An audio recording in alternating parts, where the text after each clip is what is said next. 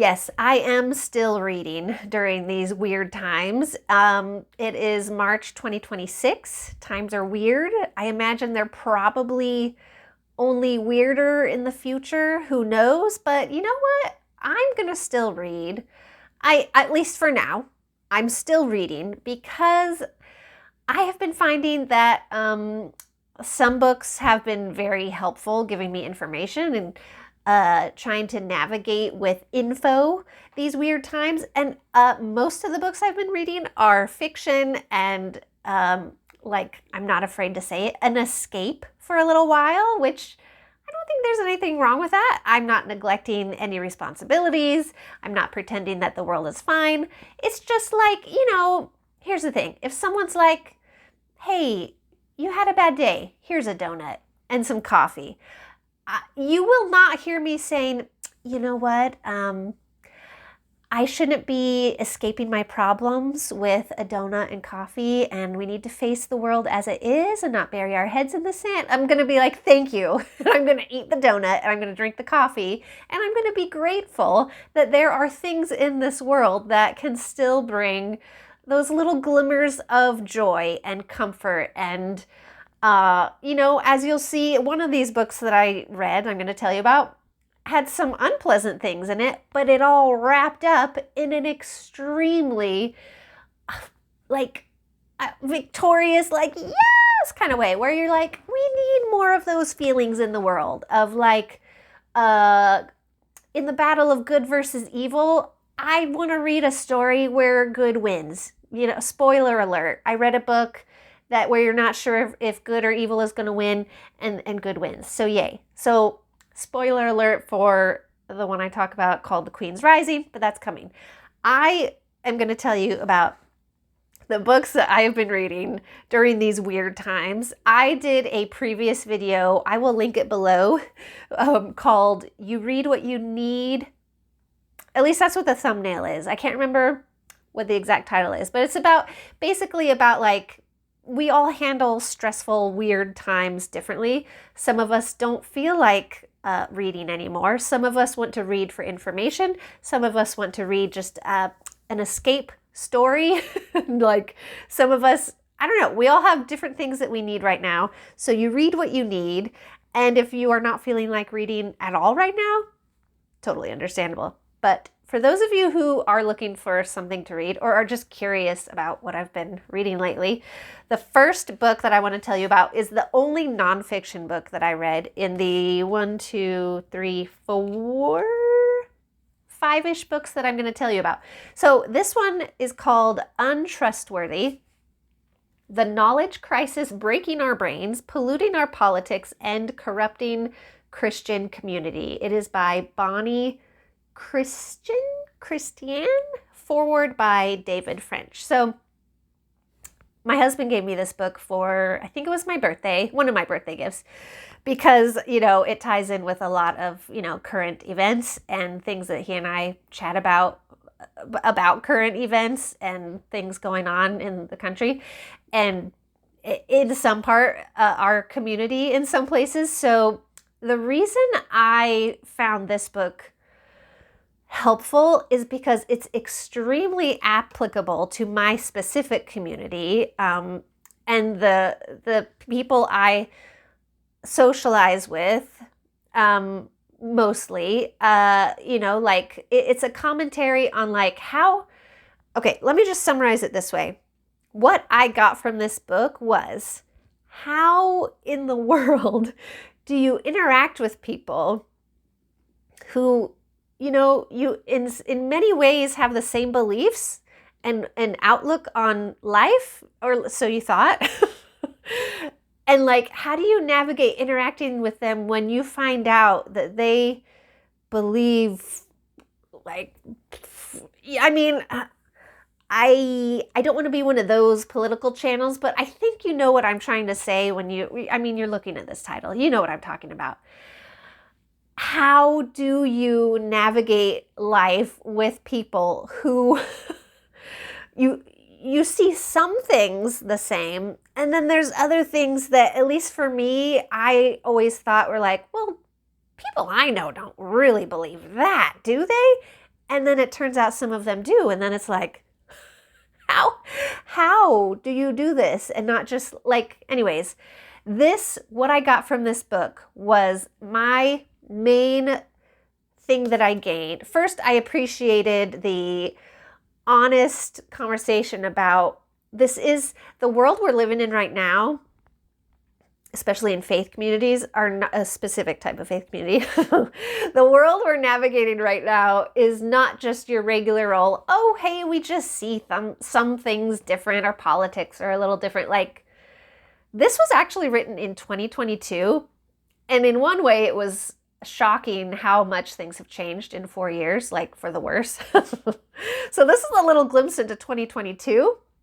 The author had no idea what was coming, just a certain amount of years later. Anyways, but I have read books in the past about how to interact with people that you disagree with politically and socially. And they didn't address the depth of the strangeness that our country has come into. I appreciated this book that it addressed and acknowledged that you can't just have regular old like, we just see things differently types of conversations. But then it was like, but how? Then how do you interact with people whose beliefs are just way out there and you're shocked and you cannot believe and it's coming up because they think that you agree with them and you really don't. A great takeaway that I got from this book, I recommend reading the whole thing if like you can relate to where I'm coming from and the people that might be in your life. What I took away from this that was so encouraging was that it's kind of like dealing with people in a cult mindset. Unfortunately, that's how deep it's gotten. But you don't win people over and help them get out of that mess by like facts and logic and like discussions of like, here's how you're wrong, or what are your sources? That is not a trustworthy source. Normally, those would be the go-to ways to handle a difference of views and opinions. But for people who are as deep into things as I'm just going to only hint to, and if you don't know what I'm hinting at, what a blessing that you don't know all of that. But if you do know what I'm talking about, I just don't want to get in the YouTube algorithms using certain words. But anyways, if you know about that, the only way to even have a glimmer of a hope of helping people get out of that system of belief and thinking and theories, then it is to show them that there is life outside of that world. It's a very unsatisfying tactic, but it is a realistic viewpoint on basically it's an extreme waste of time to argue, use logic, question people's sources. Like, it just makes people who are in those beliefs dig deeper and deeper and deeper into them and resist facts and logic even more, which baffles the mind. But anyways, I could go on and on about this, but highly recommend Untrustworthy by Bonnie Christian or Christiane. Christiane? I should have researched that before I started talking about her name. Anyways, really good book. Okay, the next one. Okay, this is the one where I said, spoiler alert, in the battle of good versus evil, the good wins in this story. I mean, it is a spoiler. It is, but how good wins in this story, I'm not going to spoil that because it does seem extremely hopeless at many points in the story. This is The Queen's Rising by Rebecca Ross. This is The Queen's Rising by Rebecca Ross. I believe it's technically like a young adult / teen book. It does the writing reflects that. So don't go into this thinking like it's going to be like this deep, epic fantasy story. What you really get is, I'm going to be honest, when I started reading this book, I was like, if I'm going to rate this book right now, I'm giving it like 2 stars. I was bored. I was like, I don't know where this is going. When do we get to the like interesting things? It's a lot of buildup and background giving to make for where the story goes. So for like a whole 1/4 of the book, maybe even a whole 1/3 of the book, I was like, do I want to finish this? And honestly, the only reason I kept reading is because I paid money for this. I didn't pick it up free at like a little free library or anything. So I was like, I paid money for this, and I got it used at Abe Books, by the way. I'll put like an affiliate link down here in the, what do you call it, description. I get a lot of books from abebooks.com, which is a great alternative to, other places you can get books if you're interested in alternative places. But anyways, I'll put an affiliate link down there. But I picked this up, I'm pretty sure, on Abe Books. So they're really, really inexpensive. So I didn't spend a ton of money on this, but I still was like, I specifically ordered this book because I was interested in it. And there were specific elements to this story, mostly because this main character, what I heard about the main character was that she's in this culture, fantasy culture. It's like not a real country or time in history, but this character is a teenage girl, and she is supposed to pick one kind of like talent to pursue for her whole life's work. And she finds herself interested in many things, and she's in like a school, and she's moving from like skills to like, if you were in if she was in college, you would say she's like skipping from major to major to major and trying out different things. And that's the part where I was like, oh, I can relate to that. And like the pressure to like just pick one thing, and you got to do this one thing, and not knowing what you want to do or what you're supposed to do. And so for that reason, I really wanted to read this. So that's the other reason why I didn't want to quit reading it. So I kept going. So like I said, it started out 2 stars for me. And then the further into the book I got, I was like, okay, I think we're getting up to 3 stars. Like, I'm actually interested. I want to know what happens, because things start to move on. So she goes from the school into the next thing, which is a lot of intrigue and a plan, like a secret plan to do a thing that I don't want to tell you because I really don't want to give it away. Like, I went into this barely knowing anything, and that was helpful because there are a lot of things that could be spoilers. So basically, as this book went on, it actually ended up being a 4.5 star read for me, because by the end, like by the final chapters of this book, I wanted to like cheer and be like, yes, awesome, this is so cool. And not just because good wins over evil in the story, but also because of, I almost spoiled it. There's like one beautiful line and situation towards the resolution of things where it's just like, wow, what a great message. So I wanted to say this book has a really great message. There is also there's also a dog in this book that I thought, like, it was such a cool dog. I'm like, if I ever get to get a dog, I want to remember the name of that dog and name it after this dog. I don't want to give away any more than that, but anyways, I recommend The Queen's Rising. But do know, okay, here's another reason why it wasn't a 5 star for me, is it does get kind of like graphic, because there's like war, and there's an extremely evil, someone who's king, but he's not supposed to be king. And so like he's, like it just gets more like graphic than I prefer in my stories. So that was extremely uncomfortable to read, but I pushed through that, and I'm so glad I did because of how the story ends. Ending of the book, 4.5 stars, maybe 5. Anyways, that's the next one I read. After that, I finally finished Lost Dogs and Lonely Hearts by Lucy Dillon. This one was interesting because you may have seen me mention Lucy Dillon in previous videos. She is a British author, and I usually, I've read 2 other of her books.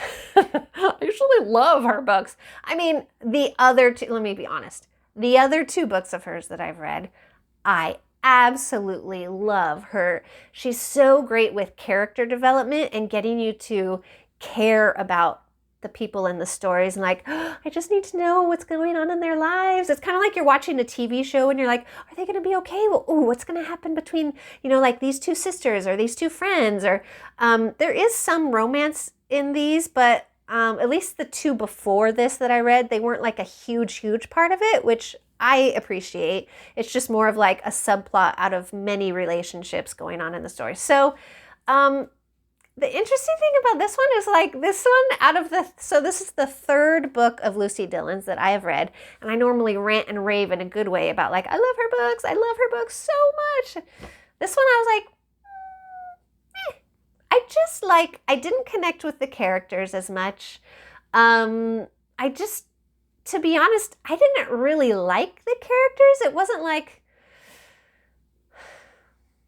I don't know how to describe it accurately. I was just reading and I just kept waiting for that, like, oh, I just want everything to work out for her. It was just kind of like, I don't know. I just wasn't super interested.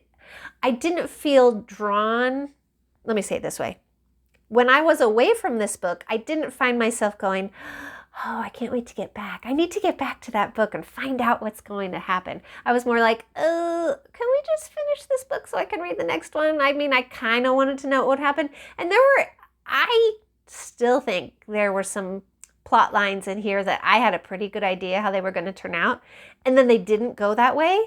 But I feel like they should have. I don't want to give any spoilers in case you want to read it, but it's mostly about a woman who has made some really, really bad choices in her life, and then she gets away, she's trying to start fresh, and she has inherited from her aunt a dog kennel / dog adoption place and some land and a home.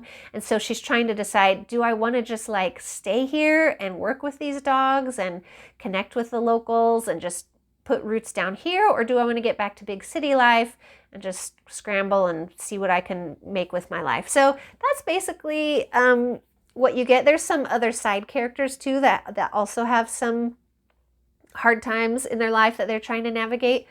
I just, it was just okay. I mean, there are a lot of dogs, which is nice, but yeah, I would say I think this was 3 stars, where I was like, it's a story. As I hear a lot of people saying online, BookTube, they say, it's fine. The book was fine, which means meh, All right. That was Lost Dogs and Lonely Hearts. And it took me so long to read that. And then to have it be like, Okay, now, here is one. I just finished this last night. I stayed up past my bedtime because I wanted to finish this book. And then when I finished the book, I was like, I need to make a video just real quick. I'm like, there's no real quick making a video if I want to really talk about the books I've been reading. So, I finished this book last night, The Memory Gardener by Meg Donahue. So I wanted to read this because, there's little bits of snow falling in the air right now. Hopefully they don't stick, but we're kind of getting towards actual spring weather. And so I like to, if I have a book that seems connected to a season, I like to try and read the book with that season.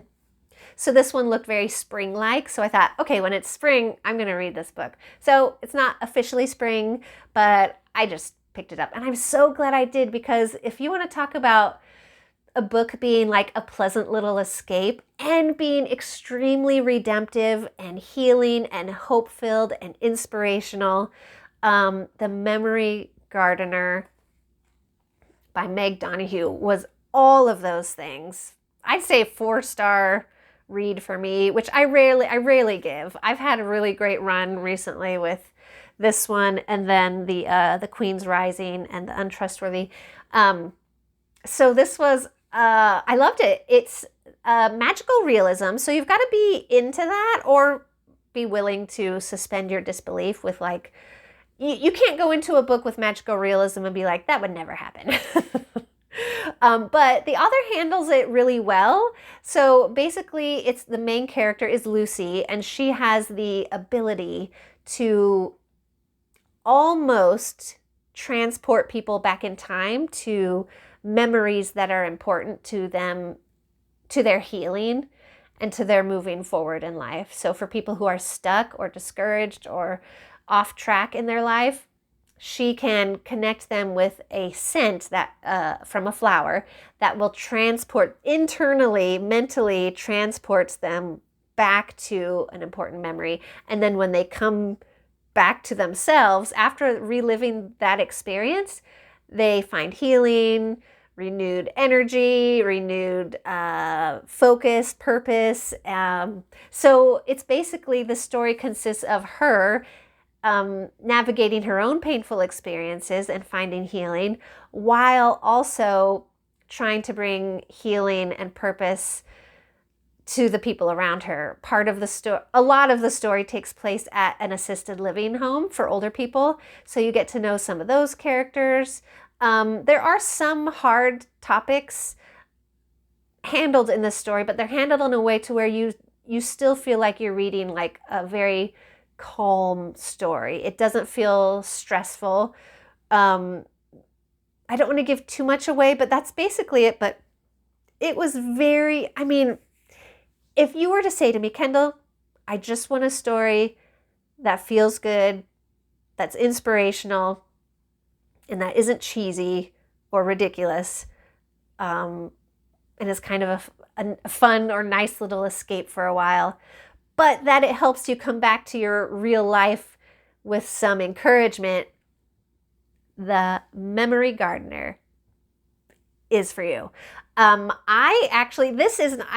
one thing I ran into this was, it's an advanced reader's copy, which means this is not the final product.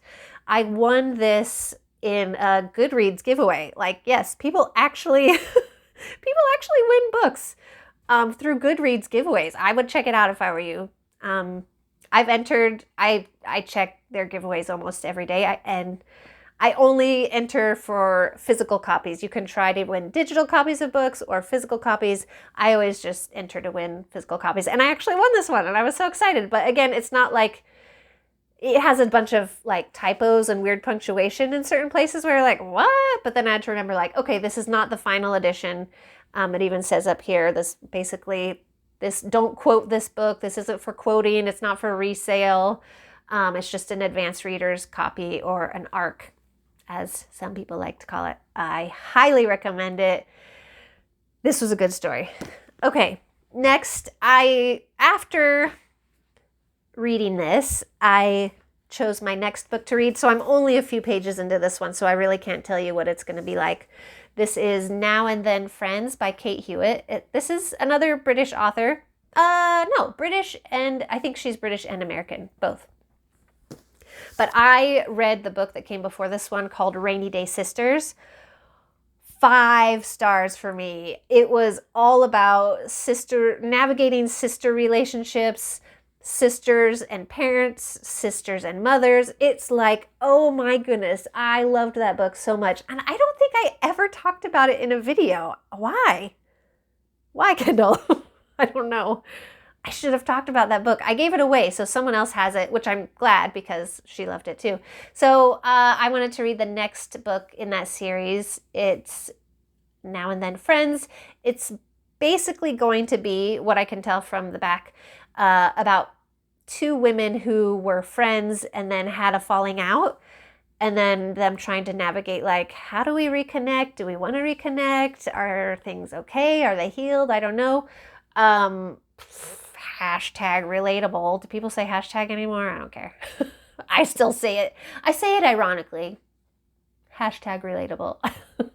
Anyways, hashtag relatable, falling out with friends. Yikes. I hope this is if it's anything like Rainy Day Sisters, I'm sure it's going to be amazing. So,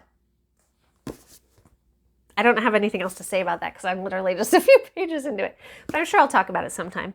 So that is what I've been reading during this weird time in the world, weird time in history.